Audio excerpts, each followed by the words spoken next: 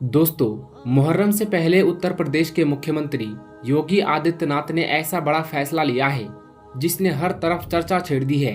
मुहर्रम के जुलूस और ताजियादारी को लेकर 3 नए नियम लागू किए गए हैं और कहा जा रहा है कि इन नियमों का पालन ना करने वालों पर सख्त कार्रवाई भी हो सकती है।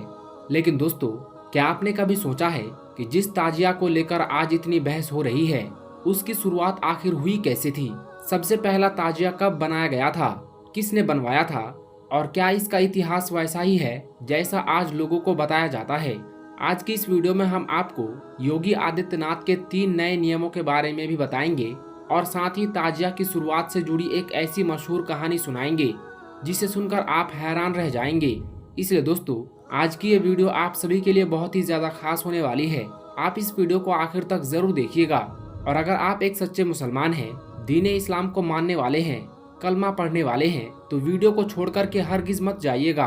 और उन सभी मुसलमान भाइयों से मेरी गुजारिश है कि जो ताजिया को लेकर, मुहर्रम को लेकर गुंडागर्दी करते हैं, बड़े बड़े ऊंचे ऊंचे ताजिया निकालते हैं, वो हमारी आज की इस वीडियो को एक बार जरूर देखें। दोस्तों, मुहर्रम सिर्फ एक महीने का नाम है, लेकिन ये जो ताजिया निकाला जाता है इसको सिर्फ ताजियादारी कहा जाता है, मुहर्रम नहीं।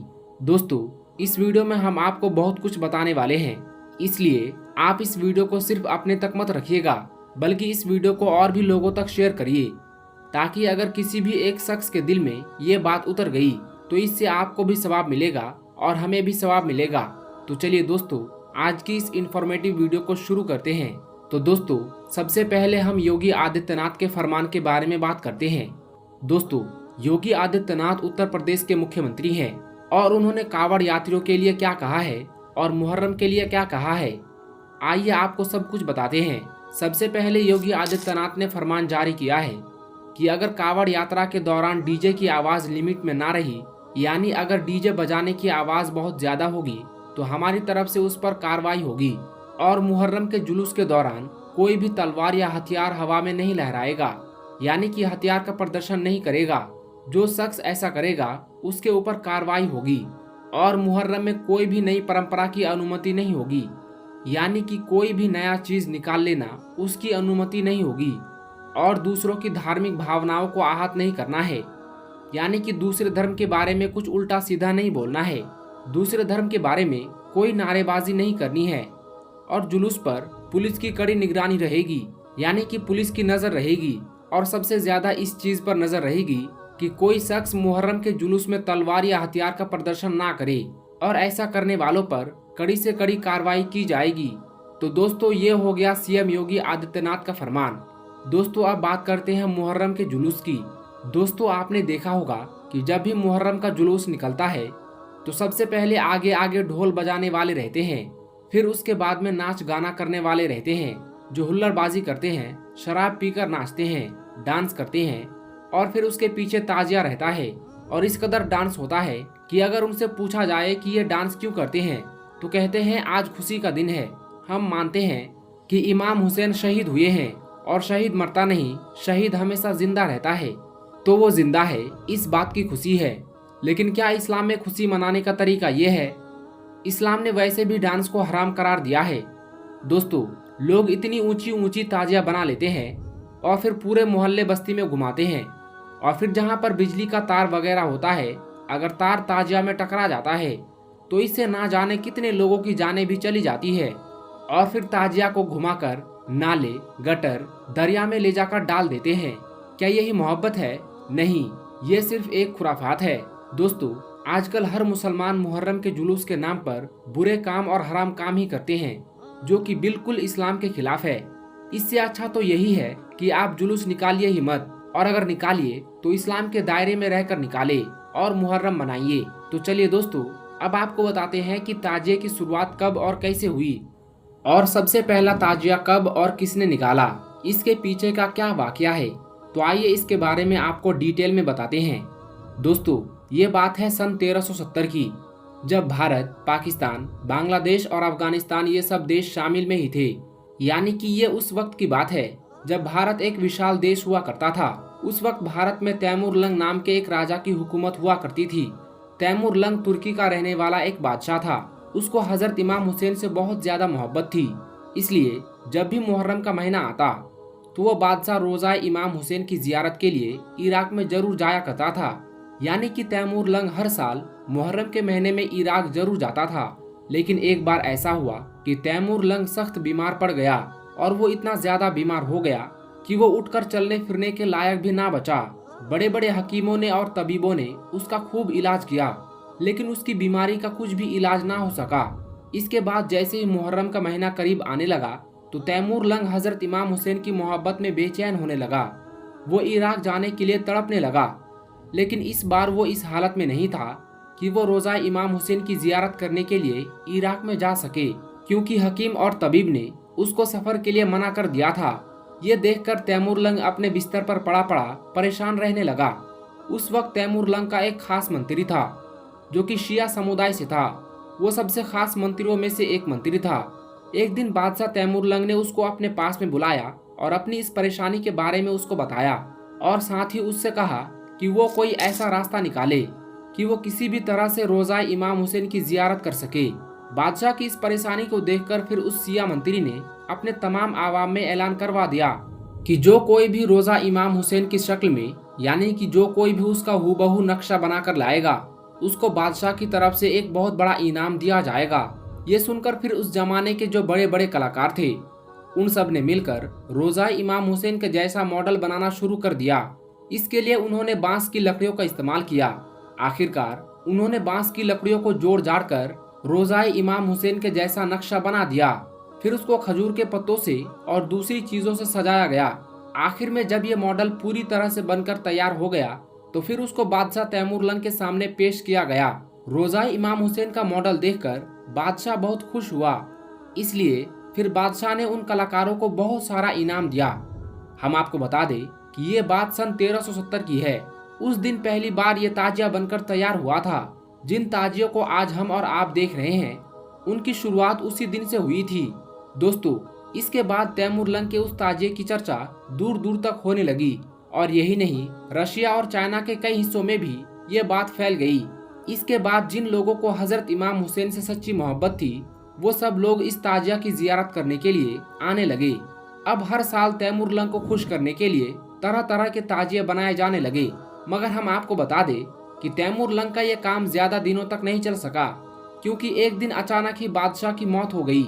लेकिन तब तक ताजिया बनाने का ये रिवाज पूरे भारत में ही नहीं बल्कि दुनिया के कई और हिस्सों में भी फैल चुका था। इसके बाद धीरे धीरे भारत का बंटवारा होने लगा। भारत, पाकिस्तान, बांग्लादेश और अफगानिस्तान ये सब देश अलग अलग हो गए, मगर ताजिया बनाने का रिवाज वैसा ही चलता रहा। यही वजह है कि इन देशों में आज भी मुहर्रम के महीने में ताजिया बड़ी धूमधाम के साथ में निकाला जाता है। हम आपको बता दें कि ताजिया निकालने का ये रिवाज भारत से ही शुरू हुआ था, इसलिए आज भी ये रिवाज भारत के आसपास में फैला हुआ है। यानी कि इन्हीं देशों में सिर्फ ये ताजिया निकाला जाता है। इसके अलावा सऊदी अरब समेत किसी भी इस्लामिक देश में ये ताजिया नहीं निकाला जाता है। दोस्तों, अब सवाल ये उठता है कि आखिर मुहर्रम और ताजियादारी को लेकर अलग अलग देशों में इतने अलग नियम क्यों हैं? कहीं जुलूस निकलते हैं, कहीं ताजिए बनाए जाते हैं, तो कहीं इन चीजों की इजाजत ही नहीं होती है। इसी बात को समझने के लिए अब हम आपको दुनिया के उस मुल्क की तरफ लेकर चलते हैं जहां से इस्लाम की शुरुआत हुई थी, यानी सऊदी अरब। आखिर सऊदी अरब में 10 मुहर्रम के दिन क्या होता है? वहां लोग ताजिया निकालते हैं या नहीं, मातम करते हैं या नहीं, और हजरत इमाम हुसैन की याद किस तरह से मनाई जाती है? दोस्तों, मुहर्रम इस्लामिक साल का पहला महीना है, यानी कि इस्लामी नया साल मुहर्रम के महीने से शुरू होता है। इसे अल हिजरा या अरबी न्यू ईयर के नाम से भी जाना जाता है। इस्लाम में इस महीने को बहुत ही ज्यादा रहमतों और बरकतों वाला महीना माना जाता है। मगर मुहर्रम के महीने को लेकर लोगों में तरह तरह की बातें फैली हुई हैं। कोई कहता है कि मुहर्रम का त्योहार मनाना चाहिए, तो कोई कहता है कि मुहर्रम कोई त्योहार नहीं है बल्कि ये तो सिर्फ एक इस्लामी महीना है, इसलिए इसे नहीं मनाना चाहिए। दोस्तों, आपने देखा भी होगा कि हमारे यहाँ पर यानी कि भारत, पाकिस्तान और बांग्लादेश और अफगानिस्तान में कई जगहों पर मुहर्रम के महीने में ताजियों का जुलूस निकाला जाता है और ढोल ताशे बजाए जाते हैं और मुहर्रम का त्योहार मनाया जाता है। वहीं पर इराक, सीरिया और इजिप्ट जैसे देशों में मुहर्रम की 10 तारीख को सीना पीट पीट कर और खुद को तकलीफ देकर मातमी जुलूस निकाला जाता है। मगर अब सवाल ये उठता है कि जिस देश से इस्लाम धर्म की शुरुआत हुई, यानी कि सऊदी अरब में मुहर्रम के त्योहार को किस तरह से मनाया जाता है। सऊदी अरब में मुहर्रम की 10 तारीख को कौन कौन से काम किए जाते हैं। आज की इस वीडियो में हम आपको इसी सवाल का जवाब देने वाले हैं और आपको बताने वाले हैं कि सऊदी अरब में मुहर्रम के त्योहार को किस तरह से मनाया जाता है। सऊदी अरब में मुहर्रम की 10 तारीख को कौन कौन से काम किए जाते हैं, जानकर यकीनन आप भी हैरान रह जाएंगे। इसलिए आज का ये वीडियो आप सभी के लिए बहुत ही खास है, आप इसको आखिर तक जरूर देखें। दोस्तों, मुहर्रम इस्लामिक साल का पहला महीना है और इसी महीने की 10 तारीख को अल्लाह के प्यारे नबी हजरत मोहम्मद सल्लल्लाहु अलैहि वसल्लम के प्यारे नवासे हजरत इमाम हुसैन रजी अल्लाह ताला अन्हु को करबला के मैदान में अपने 72 अजीजों के साथ शहीद कर दिया गया था। और जैसा कि आप सब लोग जानते होंगे कि हजरत इमाम हुसैन को शहीद करने वाले कोई काफिर लोग नहीं थे, यानी कि कोई गैर मुस्लिम लोग नहीं थे, बल्कि वो अपने आप को मुसलमान कहलाए जाने वाले लोग ही थे। और यही नहीं, वो आपस में एक दूसरे के रिश्तेदार भी थे। जिन लोगों ने हजरत इमाम हुसैन और उनके साथियों के साथ में करबला में जंग की, जिन लोगों ने हजरत इमाम हुसैन और उनके अजीजों को बेरहमी से शहीद किया, हम उनको मुसलमान नहीं समझते हैं, बल्कि हम उनको मुनाफिक समझते हैं। याद रखें, मुनाफिक उन लोगों को कहते हैं जो ईमान लाने के बाद फिर जाते हैं, यानी कि ईमान लाने के बाद अपनी बात से, अपने ईमान से पीछे हट जाते हैं और काफिर बन जाते हैं। और फिर ऐसे लोग कहने को तो मुसलमान ही होते हैं, लेकिन ऐसे लोगों के दिलों पर अल्लाह मोहर लगा देता है और फिर ऐसे लोग अल्लाह की नज़र में मुनाफिक हो जाते हैं।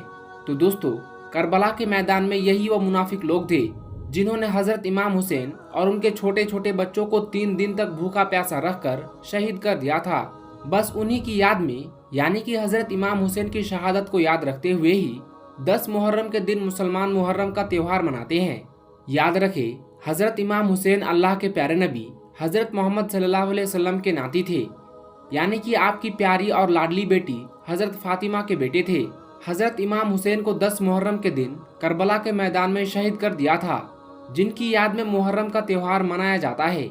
इस वजह से कुछ लोग इस दिन ताजिया निकालते हैं, ढोल ताशे बजाते हैं और मातमी जुलूस निकालते हैं। अब आप सोच रहे होंगे कि 10 मुहर्रम के दिन भारत, पाकिस्तान, बांग्लादेश और अफगानिस्तान में ताजिया निकालकर और ढोल ताशे बजाकर मुहर्रम मनाया जाता है, तो फिर सऊदी अरब में ये मुहर्रम किस तरह से मनाया जाता है। तो इस हवाले से हम आपको बता दें कि इस वक्त आप अपने मोबाइल की स्क्रीन पर जो ये वीडियो देख रहे हो, ये वीडियो सऊदी अरब का है। सऊदी अरब में कुछ जगहों पर, खास करके जहाँ पर शिया लोग ज्यादा रहते हैं, उन जगह पर इस तरह से मातम करके मुहर्रम का त्योहार मनाया जाता है और हजरत इमाम हुसैन की याद को ताज़ा किया जाता है। क्योंकि सऊदी अरब के कानून के मुताबिक आप यहाँ पर किसी भी किस्म का कोई ताजिया नहीं बना सकते हैं और ना ही यहाँ पर ढोल नगाड़ा बजा सकते हैं और ना ही यहाँ पर कोई अलम उठा सकते हैं। यानी कि मुहर्रम के महीने में आप सऊदी अरब में ये ताजियादारी और यहाँ ढोल ताशे नहीं बजा सकते हैं। और हम आपको बता दें कि यहाँ केवल सऊदी अरब का ही कानून नहीं है, बल्कि सारे सऊदी अरब में यही कानून है। आपको पूरे अरब देशों में कहीं पर भी कोई ताजियादारी नजर नहीं आएगी, ना ही सऊदी अरब में, ना ही दुबई में और ना ही कतर और बहरीन में। दोस्तों, मैं आपको बता दूं कि इससे पहले मैं खुद सऊदी अरब में 6 साल तक काम कर चुका हूं। मैंने यहाँ पर कहीं पर भी कोई ताजियादारी या फिर ढोल नगाड़े नहीं देखे हैं और ना ही यहाँ पर कहीं पर कोई मातमी जुलूस निकलते हुए देखा है। यहाँ पर मुहर्रम को सिर्फ इस्लामिक नए साल के तौर पर देखा जाता है। इसके अलावा यहाँ पर मुहर्रम के महीने का कुछ पता ही नहीं होता है कि कब मुहर्रम का महीना शुरू होता है और कब खत्म हो जाता है। हमारे यहाँ की तरह सऊदी अरब में ना ही किसी किस्म का कोई ताजिया बनाया जाता है और ना ही कहीं पर कोई ताजिया निकाला जाता है। लेकिन हाँ, मैंने सऊदी अरब में ये जरूर देखा है कि यहाँ पर 9 और 10 मुहर्रम के दिन कुछ लोग हैं जो रोजा जरूर रखते हैं और हुसैन की याद को मनाते हैं। इसके अलावा यहाँ पर कुछ भी नहीं किया जाता है। लेकिन सऊदी अरब में कुछ जगह ऐसी भी जरूर है जहाँ पर शिया लोग ज्यादा रहते हैं। वहाँ पर जरूर कुछ लोग 10 मुहर्रम के दिन छुप छुप कर मातम करते हैं और हुसैन की शहादत को याद करते हैं, लेकिन वो भी गैर कानूनी तरीके से ऐसा करते हैं। अगर सऊदी अरब में कोई इस तरह से मातम करता हुआ या फिर ताजियादारी करता हुआ पकड़ा जाता है तो उस पर सख्त से सख्त कार्रवाई होती है, क्योंकि ऐसा करना सऊदी अरब के कानून के खिलाफ है। इसके अलावा दोस्तों, मैंने तो 6 सालों में सऊदी अरब में कहीं पर भी ये नहीं देखा कि कोई हजरत इमाम हुसैन की शहादत को याद कर रहा हो। या कोई हजरत इमाम हुसैन की याद में मुहर्रम मनाता हो, या फिर कोई सबील वगैरह वहाँ पर बनाई जाती हो और लोगों को पिलाई जाती हो। मुहर्रम के महीने में बस कुछ जगह ऐसी जरूर दिख जाती हैं, यानी कि कुछ जगहों पर यह नज़ारा देखने को जरूर मिल जाता है जहाँ पर सबील वगैरह दिख जाती है, लेकिन वहाँ पर भी ऐसा करने वाले हमारे ही लोग होते हैं, यानी कि हमारे भारत और पाकिस्तान के ही लोग होते हैं जो वहाँ पर हजरत इमाम हुसैन की याद में सबील वगैरह बनाते हैं और लोगों को पिलाते हैं। मगर हम आपको बता दें कि यहाँ के जो अरबी लोग हैं वो मुहर्रम के महीने में ऐसा कुछ भी नहीं करते हैं। उन्हें मालूम ही नहीं होता है कि कब मुहर्रम का महीना शुरू हो जाता है और कब खत्म हो जाता है। वो तो सिर्फ ईद और बकरा ईद 2 ही त्योहार को जानते हैं, यानी कि सऊदी अरब में सिर्फ 2 ही त्योहार मनाए जाते हैं, पहला ईद उल फितर और दूसरा ईद उल अजहा। इसके अलावा सऊदी अरब में कोई भी त्योहार नहीं मनाया जाता है, चाहे वो ईद मिलादुन नबी हो, कुंडे की नियाज हो या फिर शबे बारात हो। इन 2 त्योहारों के अलावा सऊदी अरब में किसी भी त्योहार को नहीं मनाया जाता है। दोस्तों, अब आप बताइए कि इसमें आपकी क्या राय है, इस बात को आप किस तरह से देखते हैं? मुहर्रम के त्योहार को मनाना चाहिए या फिर नहीं मनाना चाहिए? आप इस बारे में अपनी कीमती राय हमें कमेंट बॉक्स में जरूर दें। इस बारे में आपका क्या कहना है? क्योंकि हमारे यहाँ पर यानी कि भारत पाकिस्तान में मुहर्रम के त्योहार को मनाया जाता है, अलम उठाया जाता है, जिससे हजरत इमाम हुसैन की याद ताज़ा हो जाती है। दोस्तों, ऐसा करने से हमारे जो आने वाली नस्ल हैं, हमारे जो बच्चे हैं, वो इस बात को अच्छी तरह से जान जाते हैं कि हजरत इमाम हुसैन कौन थे, उनका मर्तबा क्या था और उन्होंने करबला के मैदान में अपने पूरे घर बार को क्यों कुर्बान कर दिया था। ऐसा करने से बच्चा बच्चा जान जाता है कि हजरत इमाम हुसैन ने इस्लाम को बचाने के लिए करबला के मैदान में अपने पूरे घर बार को कुर्बान कर दिया था। यही वजह है कि आज हमारे यहाँ पर यानी कि भारत पाकिस्तान में बच्चा बच्चा हजरत इमाम हुसैन और उनके मर्तबे के बारे में अच्छी तरह से जानता है। हमारे यहाँ पर जैसे ही मुहर्रम का महीना शुरू होता है तो बच्चे बच्चे की जबान पर हजरत इमाम हुसैन का नाम आ जाता है, लेकिन सऊदी अरब में ऐसा कुछ भी नहीं है। सऊदी अरब के जो बच्चे हैं वो इस बात के बारे में कुछ भी नहीं जानते हैं, यानी कि वो हजरत इमाम हुसैन और करबला की जंग के बारे में कुछ भी नहीं जानते हैं, क्योंकि सऊदी अरब में ना ही मुहर्रम का त्योहार मनाया जाता है और ना ही यहाँ पर किसी तरह की कोई मजलिस सजाई जाती है और ना ही यहाँ पर सबील वगैरह बनाया जाता है और ना ही यहाँ पर हजरत इमाम हुसैन के बारे में कोई तकरीर की जाती है। बस यहाँ पर जुम्मे के रोज खुतबा होता है, उसमें अगर कहीं पर हजरत इमाम हुसैन का नाम आ गया तो ठीक, वरना कहीं पर भी इमाम हुसैन का नाम सुनने को नहीं मिलता है। तो फिर किस तरह से सऊदी अरब की जो आने वाली नस्लें हैं वो हजरत इमाम हुसैन को जाने और पहचाने और किस तरह से वो उनके मर्तबा को समझे। मगर हमारे यहाँ पर कुछ लोग ऐसे हैं जो मुहर्रम पर एतराज करते हैं। उनका कहना है कि मुहर्रम के त्योहार को मनाना जायज नहीं है। मगर याद रखें, अगर हमारे यहाँ पर भी हजरत इमाम हुसैन की याद को नहीं मनाया जाएगा तो हमारे यहाँ के बच्चे भी हजरत इमाम हुसैन को भूल जाएंगे और फिर हमारी आने वाली जो नस्लें हैं वो हजरत इमाम हुसैन को पूरी तरह से भूल बैठेंगे। इस बारे में आपकी क्या राय है? मुहर्रम को लेकर आपका क्या कहना है? आप कमेंट बॉक्स के जरिए से अपनी कीमती राय जरूर दें और आप बताएं कि आपके हिसाब से मुहर्रम का त्योहार मनाना चाहिए या फिर नहीं मनाना चाहिए। तो दोस्तों, उम्मीद करते हैं कि आपको आज का ये वीडियो बहुत ही ज़्यादा पसंद आया होगा। अगर ये वीडियो आपको पसंद आया है तो इस वीडियो को लाइक करें और इसी तरह की इन्फॉर्मेटिव वीडियोस देखने के लिए हमारे चैनल TR नॉलेज को जरूर सब्सक्राइब करें। हम मिलेंगे आपको अगली वीडियो में, तब तक के लिए अल्लाह हाफिज़।